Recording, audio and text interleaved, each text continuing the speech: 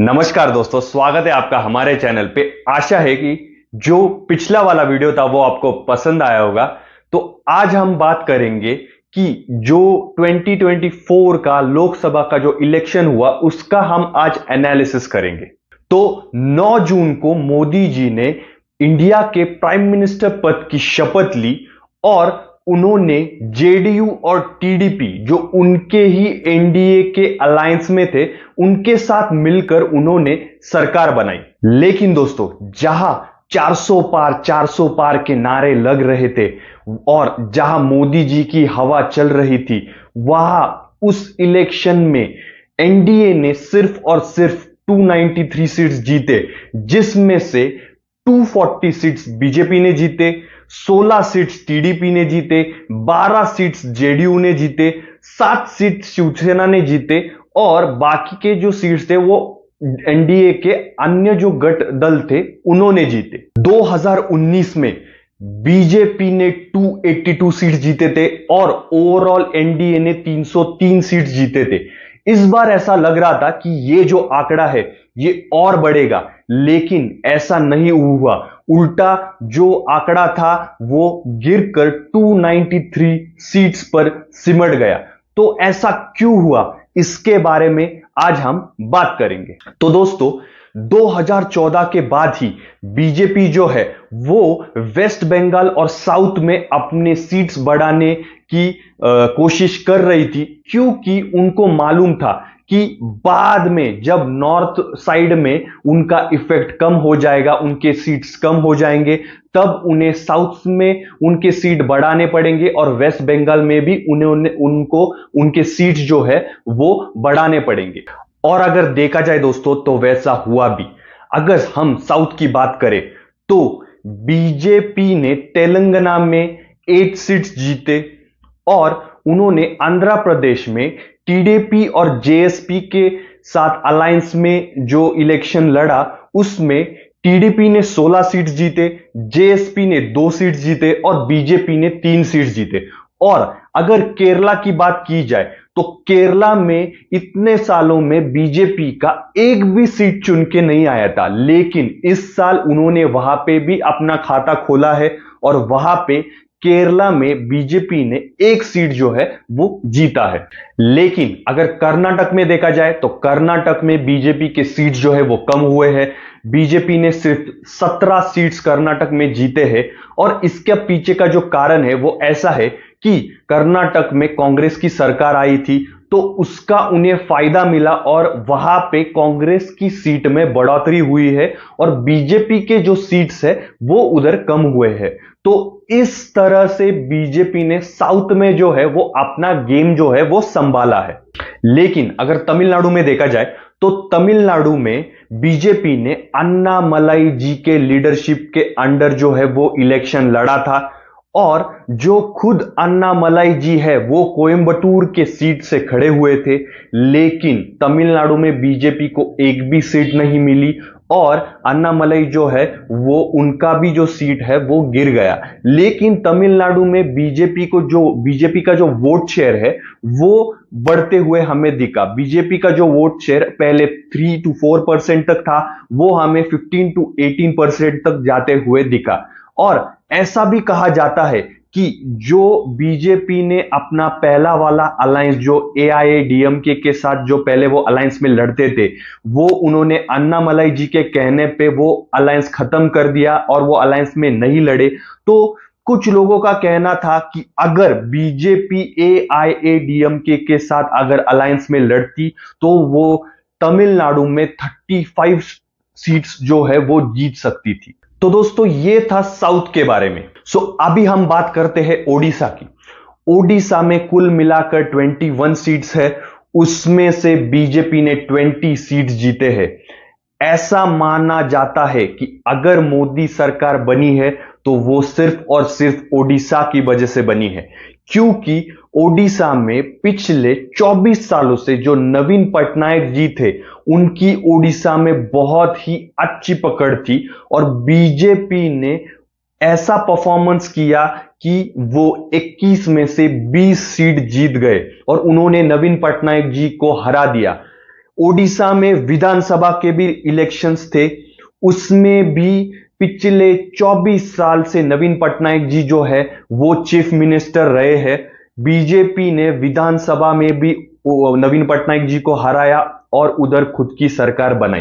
तो ये परफॉर्मेंस जो ओडिशा में हमें देखने को मिला है, ये बहुत ही एक्स्ट्रा ऑर्डिनरी परफॉर्मेंस हमें देखने को मिला है, और उस वजह से ही जो बीजेपी की सरकार है वो बन पाई है, क्योंकि जो बाकी स्टेट्स में उनको सीट्स का जो भुगतान उन्हें करने को पड़ा है वो उन्होंने ओडिशा में फुलफिल किया है। तो अभी हम बात करेंगे यूपी की, जहां बीजेपी को बहुत बड़ा फटका मिला है। तो यूपी में कुल 80 सीट्स होते हैं, उनमें से 2019 में बीजेपी ने 62 सीट्स पर जीत हासिल की थी, लेकिन इस बार बीजेपी जो है वो 34 सीट्स में सिमट गई। और जो समाजवादी पार्टी है, जो अखिलेश यादव जी की पार्टी है, उन्होंने 38 सीट्स, जो अभी तक का उनका बहुत ही बेस्ट परफॉर्मेंस है, वो उन्होंने यूपी में दिया और 38 सीट्स उन्होंने यूपी में जीते। राम मंदिर जो इतना बड़ा मुद्दा था, जो इतने सालों से चलता आ रहा था, वो जो राम मंदिर था वो यूपी में बना, और फिर भी उसके बाद भी यूपी में जो है बीजेपी को हार मिली। और उसके पीछे के कारण क्या है उसके बारे में अभी हम जानेंगे। तो यूपी में ऐसा बताया जाता है कि जो एमपीज पिछले 2 टर्म से इलेक्शन जीतते आए हैं, यूपी में उनके खिलाफ बड़ी ही नाराजगी थी, और योगी के जो गवर्नमेंट है उन्होंने बीजेपी को कहा था कि ये जो 36 एमपीज की उन्होंने उन्हें लिस्ट दी थी कि जिनके प्रति नाराजगी लोगों में चल रही है, तो बताया जाता है कि उन 36 में से 33 एमपीज जो है वो इलेक्शन इस साल हारे हैं।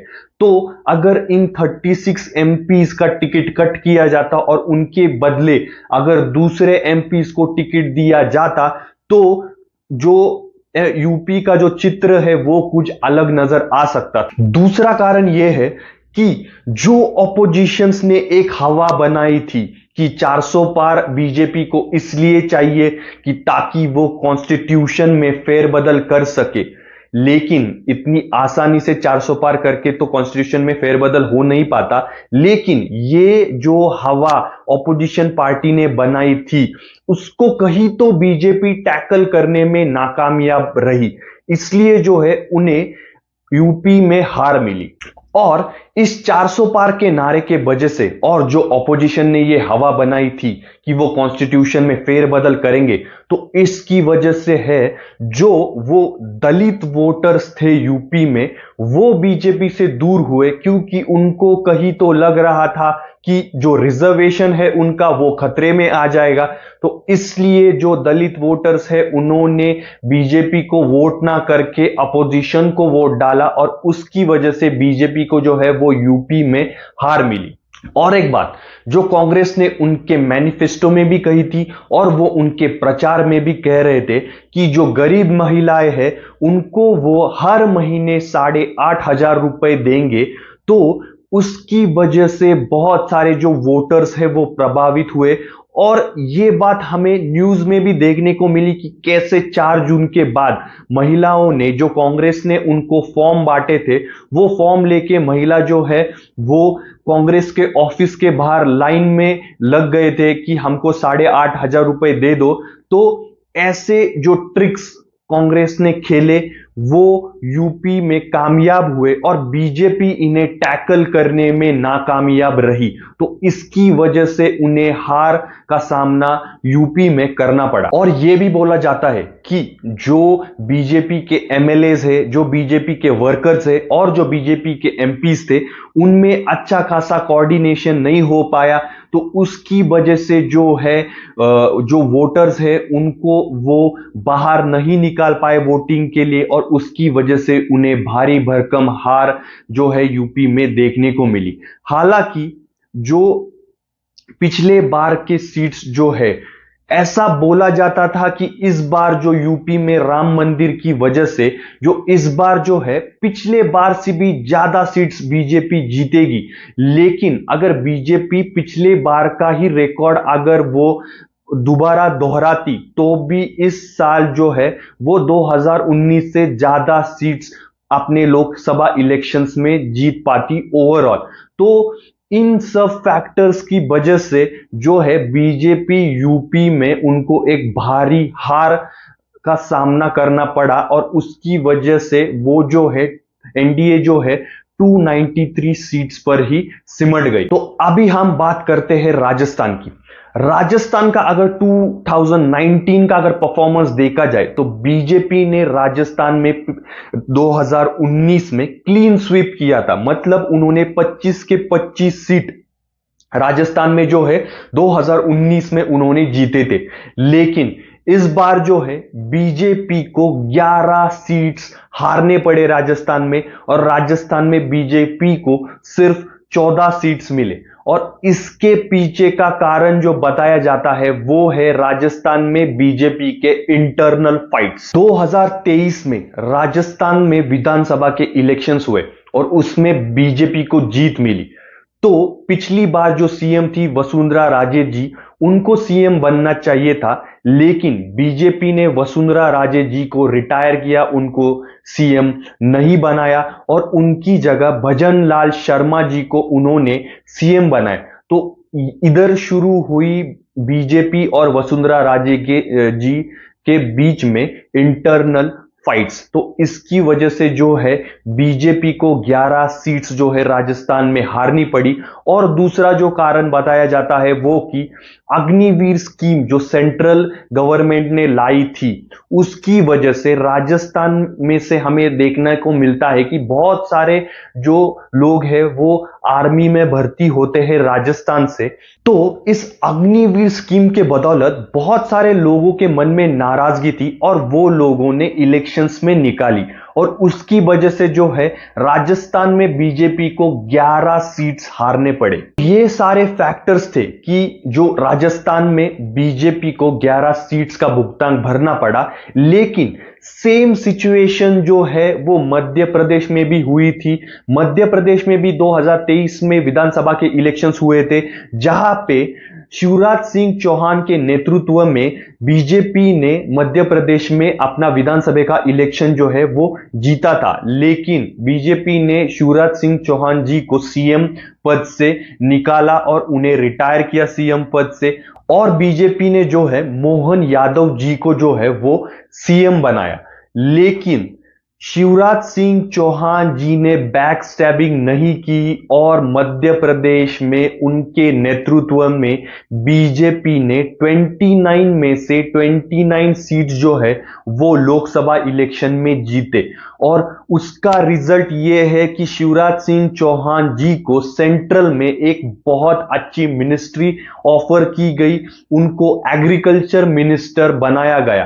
तो उसकी वजह से जो है मध्य प्रदेश में शिवराज सिंह चौहान जी के वजह से मध्य प्रदेश में बीजेपी को 29 में से 29 सीट्स जो है वो प्राप्त हुए। अभी हम बात करते हैं महाराष्ट्र की। महाराष्ट्र में पॉलिटिक्स में जो उथल पुथल हुआ उसकी वजह से जो लोगों में बहुत सारी नाराजगी हमें देखने को मिली। महाराष्ट्र में दो बड़ी पार्टी शिवसेना और एनसीपी दोनों पार्टी के टुकड़े हुए और बीजेपी ने जो है एकनाथ शिंदे जी और अजित पवार जी के साथ मिलकर उन्होंने महाराष्ट्र में जो है वो सरकार बनाई और एकनाथ जी को सीएम पद की ऑफर दी और उनको सीएम बनाया गया। लेकिन उस वजह से बीजेपी को महाराष्ट्र में बहुत बड़ी हार देखने को मिली। बीजेपी को महाराष्ट्र में 28 में से सिर्फ 9 सीट्स मिले। बीजेपी ने 28 सीट्स पर अपना कैंडिडेट दिया था महाराष्ट्र में, उनमें से सिर्फ 9 कैंडिडेट जो है वो इलेक्शंस जीत पाए और एक बड़ा झटका बीजेपी को महाराष्ट्र में मिला। पिछले इलेक्शंस में बीजेपी ने 23 सीट्स महाराष्ट्र में जीते थे, लेकिन इस बार बीजेपी सिर्फ 9 सीट्स में सिमट गई। और अगर दूसरी ओर देखा जाए तो कांग्रेस ने 13 सीट्स महाराष्ट्र में जीते हैं। तो अगर देखा जाए तो महाराष्ट्र में एक बहुत बड़ी हार बीजेपी को इस वजह से देखने को मिली। और अगर बंगाल की बात की जाए तो वेस्ट बंगाल में जो है वो वहां पे ममता बनर्जी जो है अपना पावर रिटेन करने में कामयाब हुई, क्योंकि बंगाल में ऐसा बताया जा रहा था कि जो बीजेपी है वो कम से कम 25 सीट्स, अमित शाह जी का खुद का जो है उनका बयान था कि बीजेपी कम से कम 25 सीट्स बंगाल में जीतेगी, लेकिन बंगाल में बीजेपी सिर्फ 12 सीट्स जीत पाई। पिछली बार बीजेपी ने 18 सीट्स बंगाल में जीते थे, इस बार 6 सीट्स उनके कम हुए और बीजेपी जो है वो 12 सीट्स में सिमट गई। तो इन कारणों की वजह से बीजेपी को यूपी, राजस्थान और महाराष्ट्र में बहुत सारे सीटों का नुकसान हुआ, लेकिन साउथ और ओडिशा ने उनको बचा लिया और जो सरकार है वो एनडीए की ही बनी और प्राइम मिनिस्टर जो है वो मोदी जी ही बने। तो दोस्तों ये हमारा पूरा एनालिसिस था 2024 के लोकसभा इलेक्शंस का। आपका इस बारे में क्या राय है वो आप हमें कमेंट्स में लिख के जरूर बताइएगा, और अगर ऐसे और वीडियोस आपको चाहिए तो आप हमें जरूर सब्सक्राइब कीजिएगा। धन्यवाद दोस्तों।